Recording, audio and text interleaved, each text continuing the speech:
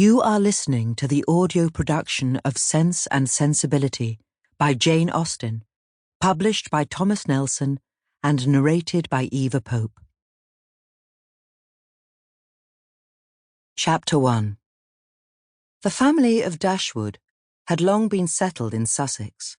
Their estate was large, and their residence was at Norland Park, in the centre of their property, where for many generations they had lived in so respectable a manner as to engage the general good opinion of their surrounding acquaintance.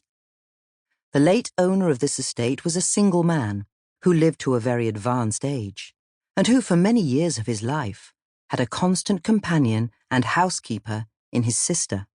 But her death, which happened 10 years before his own, produced a great alteration in his home, for to supply her loss he invited and received into his house the family of his nephew, Mr. Henry Dashwood, the legal inheritor of the Norland estate, and the person to whom he intended to bequeath it. In the society of his nephew and niece, and their children, the old gentleman's days were comfortably spent.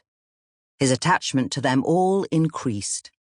The constant attention of Mr. and Mrs. Henry Dashwood to his wishes, which proceeded not merely from interest, but from goodness of heart, gave him every degree of solid comfort which his age could receive, and the cheerfulness of the children added a relish to his existence. By a former marriage, Mr. Henry Dashwood had one son. By his present lady, 3 daughters.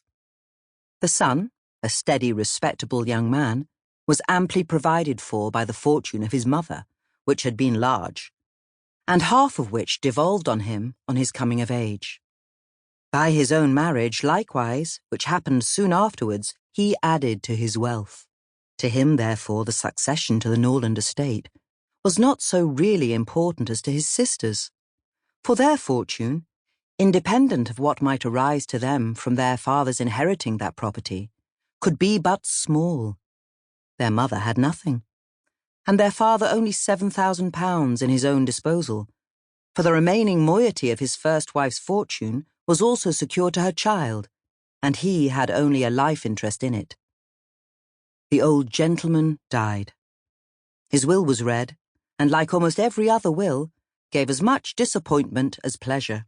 He was neither so unjust nor so ungrateful as to leave his estate from his nephew, but he left it to him on such terms as destroyed half the value of the bequest.